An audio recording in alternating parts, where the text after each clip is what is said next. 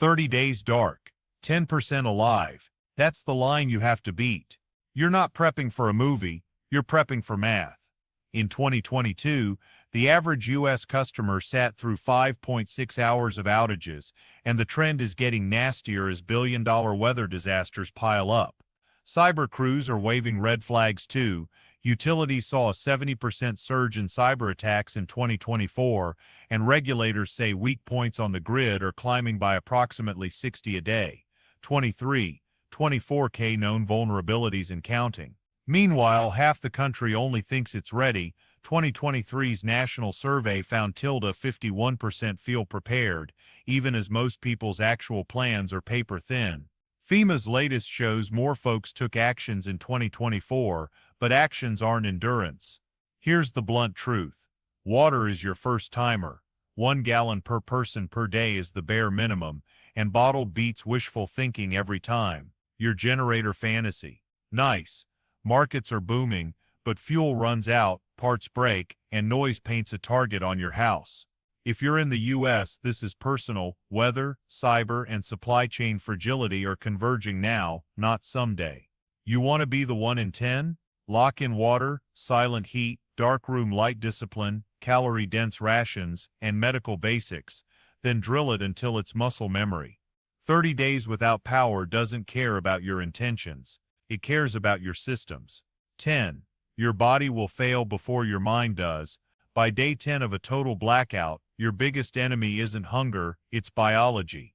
Without refrigeration, vitamins like C and B degrade rapidly in fresh produce, leaving you with empty calories if you even have any left. Your body begins to cannibalize itself. Muscle mass, the very thing you need for hauling water, splitting wood, or defending yourself, becomes the fuel. Studies show that after just 14 days on a calorie-restricted diet, physical performance drops by nearly 40%. Add dehydration, which can kill in 72 hours, and you're walking a razor's edge. And don't think you can just push through. Your brain needs glucose to function. Starved of it, you make bad decisions. Simple tasks become dangerous, and one wrong step, cutting wood, walking in the dark, handling fire, can cripple you permanently. Think about it. In modern life, a twisted ankle is annoying. In a blackout, it's a death sentence. Painkillers, gone. Antibiotics, looted in week 1. You are completely at the mercy of your body's resilience. And let me tell you, most people today don't have it. With obesity, diabetes, and heart disease at all-time highs, CDC data shows 6 in 10 adults in the U.S. already suffer from chronic conditions. You're starting this survival marathon at a disadvantage. That's why discipline isn't optional. Rest when you can. Don't waste calories on pointless tasks. Guard your body like it's the last resource you'll ever have, because in a world without power, it just might be. 9.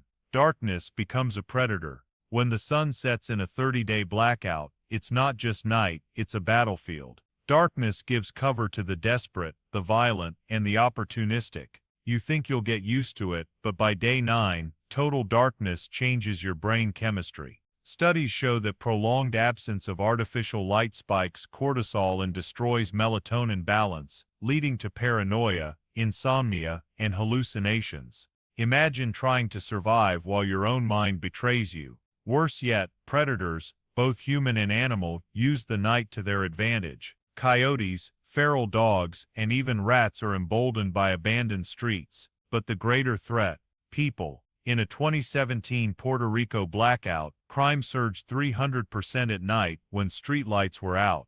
You must treat darkness like an enemy. Blackout curtains aren't a luxury, they're survival. One candle flicker through your window is a beacon saying, food here, supplies here, and don't even think about wandering outside without preparation. A broken leg in the dark, unseen until morning, can mean you never get up again. Night vision gear, rare, expensive, and nearly impossible for most. The rest of us, we rely on discipline. Light only when absolutely necessary, always shielded, and never when you can be seen. Because here's the harsh truth, in a blackout, light is not just comfort, it's a target.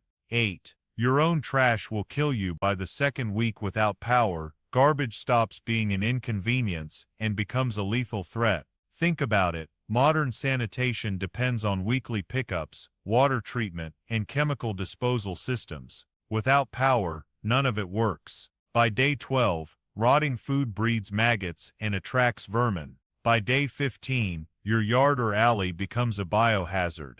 The World Health Organization warns that improper waste disposal during crises accelerates outbreaks of cholera, dysentery, and hepatitis A. In war zones and disaster zones alike, more people have died from poor sanitation than from bullets. And here's the kicker: it's your own trash that betrays you. Empty cans piled up tell scavengers you've been eating. Packaging left outside tells raiders you've got supplies left. Even the smell of rot can bring desperate people, or worse, disease-carrying animals, straight to your door. Survival here means going medieval, digging latrines at least 200 feet from your water source, burying or burning waste, keeping human waste separate from everything else. Gloves, masks, even makeshift protective gear matter, because one stomach virus, one infection, and you're out of the game. Remember, in a blackout, there's no garbage man coming. You are the garbage man.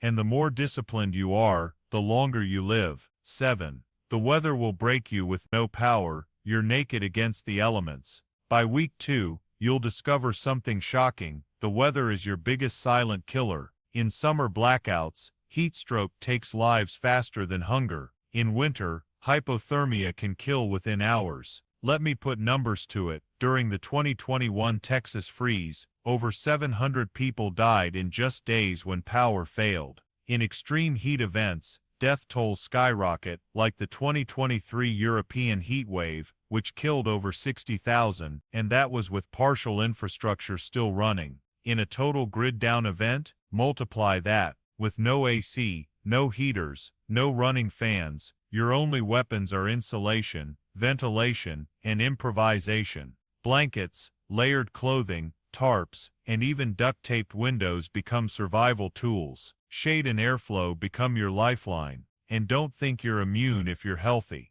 Temperature extremes break down your immune system, drain your energy, and make food and water harder to preserve. Cold spoils what's left of your food. Heat breeds bacteria in what little water you have, and as the days stack, your resilience crumbles. If you haven't prepared for your climate, whether it's 110 degrees in Arizona or -10 in Minnesota, you're done. Survival isn't just about food and water, it's about mastering the weather, because the weather doesn't care if you're ready or not. 6. Isolation will destroy you. By the 3rd week, isolation becomes just as deadly as thirst or hunger. Humans are social creatures, wired for contact. Cut off that contact, and the mind collapses faster than the body. Studies on long-term isolation, like in Antarctic bases or submarines, show a spike in depression, paranoia, and even suicidal thoughts within 3 weeks. Now imagine that, but with hunger gnawing at you, fear pressing down and no end in sight. You start talking to yourself, snapping at shadows, or worse, making reckless decisions just to feel alive again. And here's the cruel paradox: reaching out to neighbors could mean safety, or betrayal.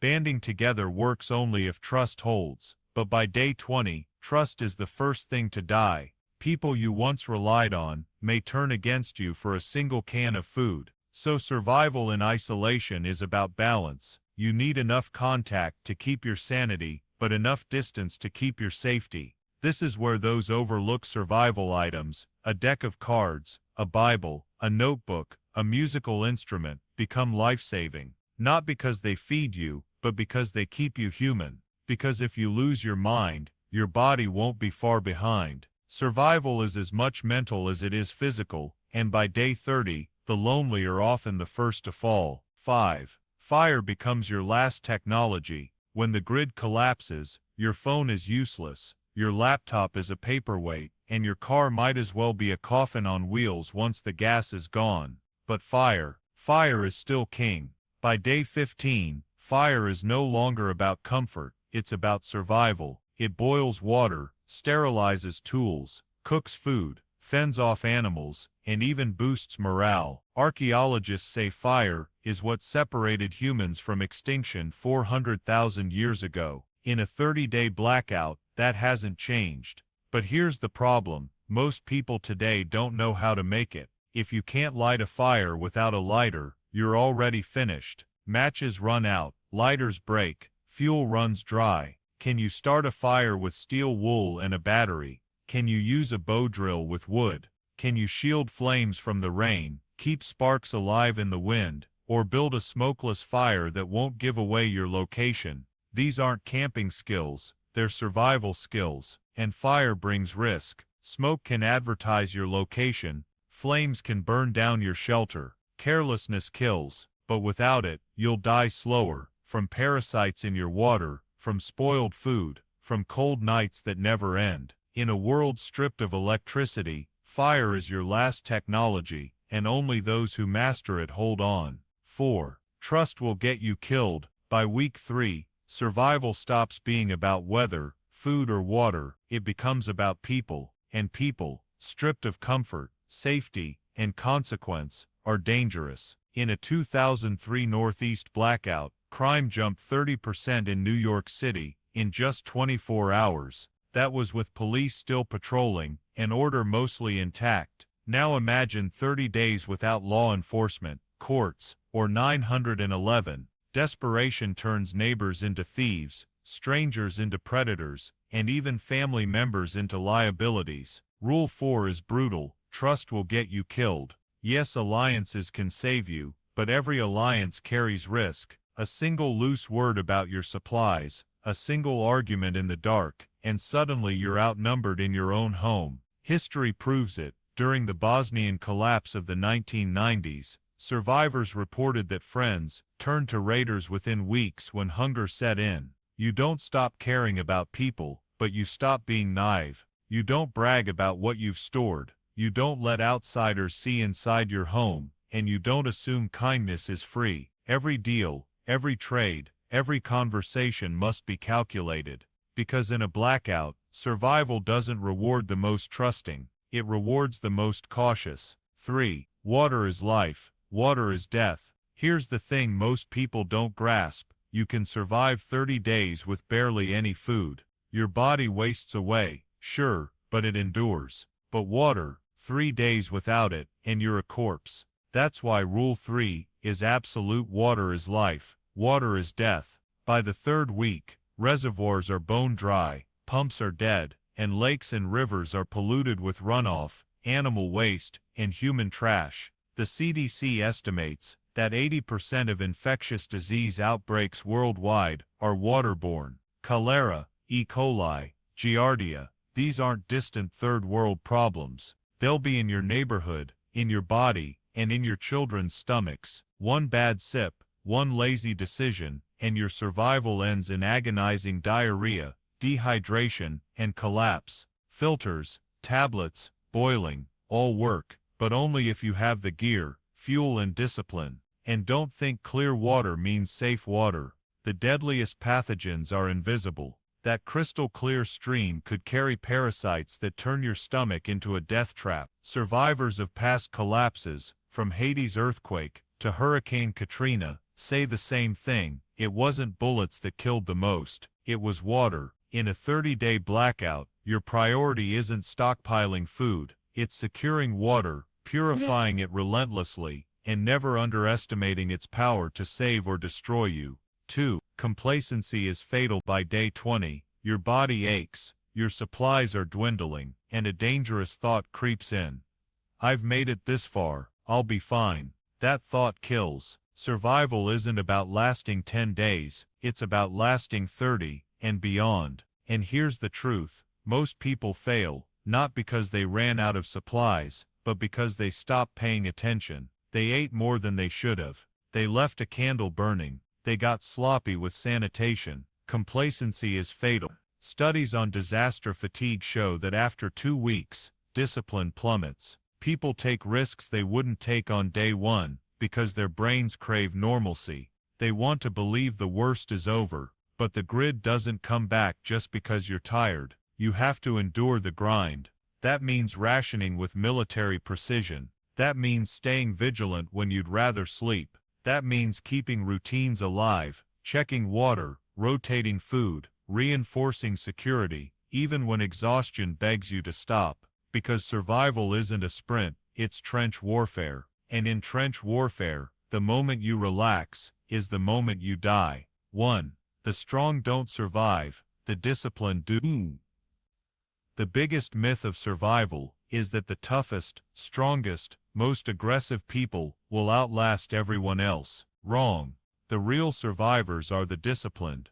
The ones who act fast on day 1, ration smartly by day 10, keep their heads down in week 3, and hold the line in week 4. Strength fades, muscles shrink, but discipline, the refusal to give up, the commitment to routine, the mental toughness to keep going when everything says quit, that's what carries you to day 30 and beyond. Studies of POWs, disaster survivors, and even concentration camp prisoners show the same pattern. The ones who lived weren't the biggest or strongest. They were the ones who adapted, rationed, and refused to break mentally. So if you think you'll wing it when the lights go out, you won't. If you think a stockpile alone will save you, it won't. Survival isn't about what you have, it's about how you use it. And after 30 days without power, only 1 in 10 will have the discipline to still be standing. So here's the question I'll leave you with. When the lights go out for good, will you be the neighbor pounding on a locked door, or the one who quietly makes it to day 30? Because the truth is brutal. Survival won't be decided in the chaos of that first night. It'll be decided by the discipline and choices you made long before. 1 in 10 make it. Which side of that number will you be on?